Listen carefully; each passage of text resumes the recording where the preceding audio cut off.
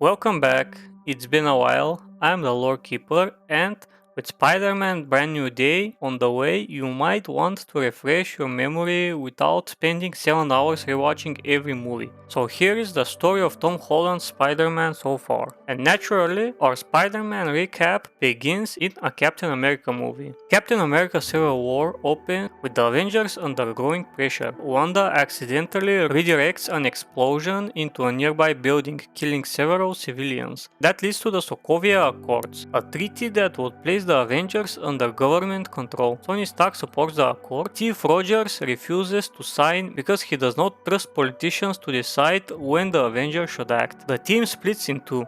Meanwhile, Zemo begins manipulating events from behind the scenes. He frames Bucky Barnes for bombing the United Nations in Vienna, killing the King of Wakanda, and sending his son T'Challa after Bucky as Black Panther. Steve goes rogue to protect him, with Sam Wilson joining him, while Tony is ordered to bring them in. This is where Tom Holland's Spider-Man finally enters the MCU. Tony tracks down Peter Parker in Queens and discovers that this broke teenager has been fighting crime in homemade pajamas. Tony recruits him for Team Iron Man, gives him a proper Spider-Man suit, and flies him to Germany for what may be the least responsible internship in history. At the airport, Team Cap and Team Iron Man face off. Just as the fight begins, Spider-Man swings in, steals Captain America's shield, lands perfectly, and immediately starts talking too much. Steve and Bucky escape to Siberia and Tony follows them. Peter returns to Queens with a black eye, a new suit, and no idea how much his life has just changed. That brings us to the first solo movie, Spider-Man Homecoming. The movie skips the Spider-Bite, Uncle Ben, and the origin story we have already seen several times. Instead, the story begins shortly after the Battle of New York. Adrian Toomes and his salvage crew are cleaning up alien wreckage when Tony Stark's Department of Damage Control takes over the operation, leaving Toomes and his workers without a job. Rather than accepting defeat, Toomes keeps some of the alien technology and spends the next several years turning it into weapons. He becomes the Vulture and builds a profitable black market operation. Years later, Peter is still riding the high of fighting alongside the Avengers. His video diary shows him meeting Happy Hogan, flying on Tony's private jet and experiencing what was probably the greatest weekend of his life. Then he returns home and reality hits. Peter believes he is ready to become an Avenger, but Mr. Iron Man believes he is a teenager who should stay close to the ground. His best friend Ned soon after that discovers that Peter is Spider-Man and becomes his unofficial hype man. Peter eventually discovers that alien-powered weapons are being sold around Queens. The weapons come from Toomes and his crew, who have been repurposing stolen technology. Peter sees this as his chance to prove that he belongs in the Avengers. The problem is that he is inexperienced, reckless, and far too eager to impress Tony. With Ned acting as his guy in the chair, Peter disables the training protocol in the Stark suit and unlocks hundreds of new features that he also has no idea how to use. Things escalate when Peter tracks Toomes' crew to the Staten Island ferry and tries to stop an illegal weapons deal. One of the alien weapons malfunctions and slices the ferry in half. Peter desperately tries to hold it together with his webs, but he cannot do it alone. Iron Man arrives, saves the passengers, and makes it very clear that Peter has gone too far. Tony takes the suit away and tells him that if he is nothing without it, then he should not have it. Peter is forced to return to his normal life, school and homecoming. Then when he goes to pick up his date Liz, the door opens. And the Vulture is his date's dad. During the drive to the dance, Toomes slowly pieces together Peter's identity. Once he realizes Peter is Spider-Man, he threatens him and warns him to stay away from his business. For a brief moment, Peter does what any sensible teenager would do. He listens and walks into the dance. But then he changes his mind. He leaves the dance and runs straight towards danger. Without the Stark suit, Peter confronts Toomes using only his homemade gear. He loses badly and ends up trapped beneath a pile of rubble. He panics, cries for help, but finally realizes that nobody is coming, so he forces himself back onto his feet. Peter stops Toomes from stealing a shipment of Avengers technology. When the Vulture suit explodes, he even saves Toomes' life and leaves him for the police. Later, when another prisoner asks about Spider-Man's identity, Toomes protects Peter. And at the end of the movie, Tony offers Peter everything he thought he wanted: a new suit, a room at the Avengers compound,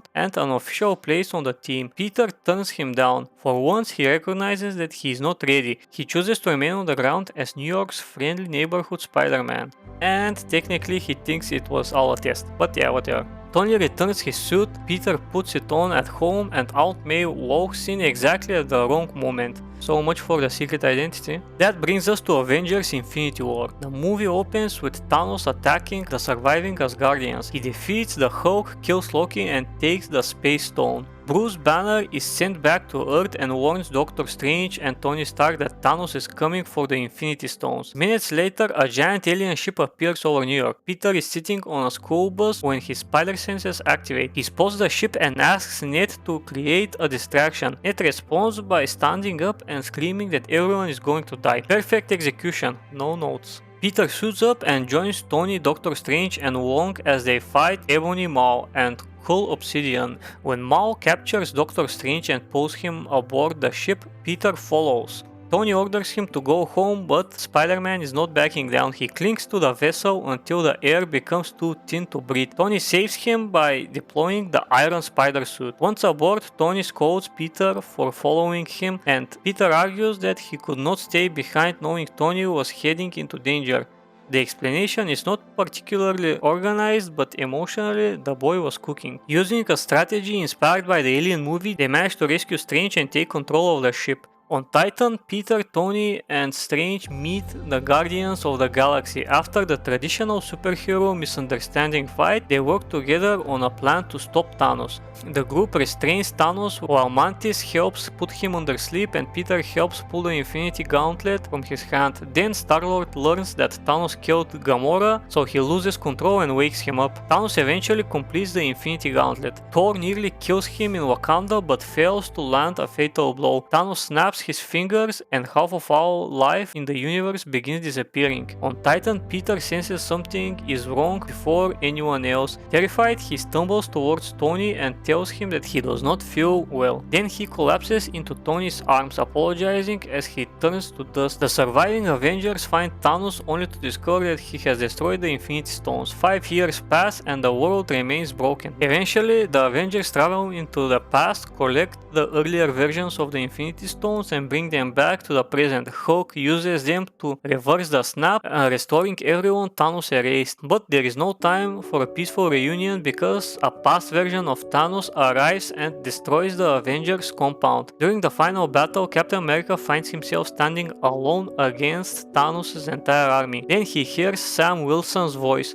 Portals begin opening across the battlefield, and soldiers from Wakanda, sorcerers, guardians, and every hero lost in the snap return. Spider-Man swings back into the fight. We get one of the most badass scenes in movie history, and the final battle begins. In the midst of chaos, Peter and Tony meet, share a hug. Here Spidey has no idea why Tony is being so emotional because from his perspective almost no time has passed. During the battle, Peter takes possession of the Infinity Gauntlet and carries it through Thanos' army while mowing down enemies, and he fights desperately to keep the stones away from Thanos. Eventually Thanos gets the gauntlet and snaps his fingers. Nothing happens because Tony has taken the stones from the gauntlet. Thanos may be inevitable, but Tony answers with the words that began the entire MCU.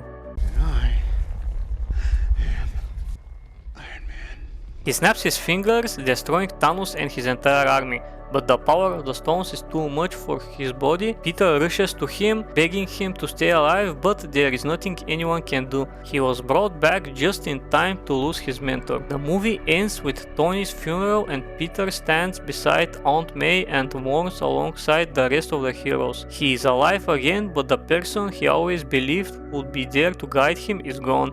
That grief follows him directly into Spider-Man Far From Home. Peter is exhausted, The world keeps asking who will become the next Iron Man. Nick Fury keeps trying to contact him, but Peter wants no part of it. All he wants is to enjoy a school trip through Europe, spend time with Ned, and finally tell MJ how he feels. That lasts about 10 minutes. In Venice, the class is attacked by a giant water creature. A mysterious new hero named Quentin Beck appears and helps defeat it. The media names him Mysterio and the public immediately embraces him. Nick Fury hijacks Peter's vacation and explains that Beck supposedly comes from another universe where creatures called elementals destroyed his world. Now the same creatures have reached this earth and Fury expects him to help stop them. Peter wants to focus on MJ, but every attempt at romance is interrupted by another superhero crisis. Tony also left Peter a pair of glasses connected to Edith, an artificial intelligence with access to Stark satellites, drones, and an alarming quantity of weaponry.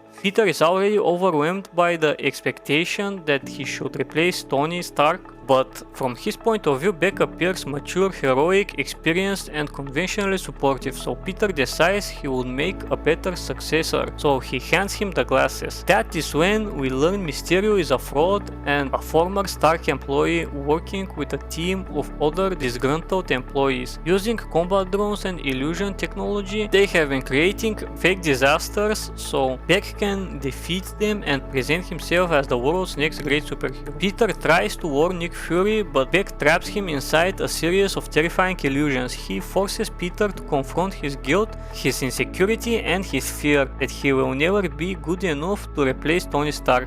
Beck eventually tricks Peter into walking in front of a train, but Peter manages to survive barely and calls Happy for help. On Happy's plane, Peter finally breaks down. Everywhere he goes, he sees Tony's face. Everyone expects him to become the next Iron Man, but he knows he cannot live up to that. He uses the Stark technology to design a new suit while Happy watches him work, seeing a little of Tony in him. Peter then travels to London where Beck is staging his largest illusion yet, a massive elemental attack designed to establish Mysterio as the greatest hero on Earth. Peter fights through the drones by trusting his spider senses rather than his eyes. He defeats Beck, regains control of Edith, and stops the attack. For a moment, everything seems fine. Peter and MJ admit how they feel about each other, share an awkward first kiss, and return to New York as a couple. Then, the mid-credits scene happens. J. Jonah Jameson broadcasts edited footage in which Mysterio frames Spider-Man for the London attack, and then he reveals Peter's identity to the entire world. That brings us to Spider-Man No Way Home, where we discover that things can always get worse. The movie begins immediately after Mysterio reveals his identity. Peter, MJ, Ned, and Aunt May are tracked into a media crisis.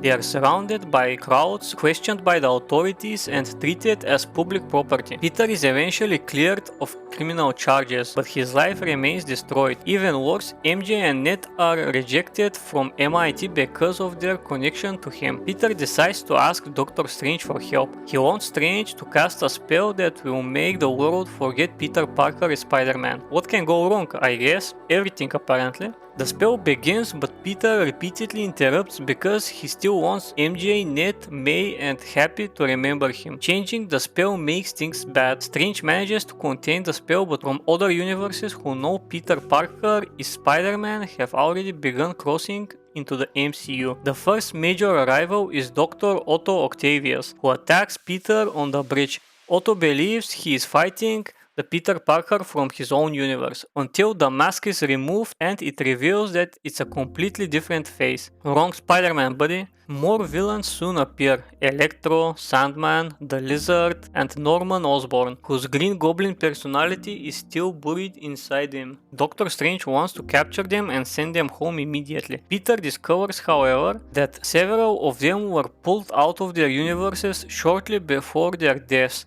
Sending them back would mean condemning them. Peter refuses to accept that. He traps Strange into the mirror dimension, steals the spell, and decides to cure the villains before returning them home. Peter and May bring everyone to Happy's apartment and begin working on treatments.